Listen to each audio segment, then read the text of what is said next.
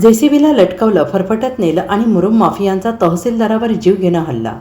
रोज उठून कोणत्या ना कोणत्या गुन्ह्याच्या बातम्या कानावर येतच असतात. कधी खून, दरोडा, कधी भोंदूबाबाचे कारनामे, कधी महिला मुलींवर अत्याचार. राज्यात कायदा सुव्यवस्था नावाचा काही प्रकार अस्तित्वात आहे की नाही असा प्रश्न पडावा, अशा घटना सतत कानावर येत असतात. गुन्हेगारांना कायद्याची, पोलिसांची भीतीच उरलेली नाही आहे असं वाटणारी आणखीन एक धक्कादायक आणि लोकांना हादरवणारी घटना नागपूरमध्ये घडली आहे.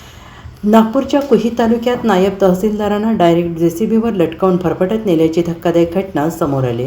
कुही तालुक्यातील बोरीनाईक परिसरातील मुरुम माफियांनी महसूल पथकावर हल्ला चढवला आणि डायरेक्ट जेसीबीला लटकवलं आणि 3 ते 4 किलोमीटर फरफटत नेलं. आणि एवढंच नाही तर त्यांच्या अंगावर ट्रॅक्टर घालून त्यांना जीवही मारण्याचा प्रयत्न करण्यात आला होता. Bureau report, SBN Marathi, Nagpur.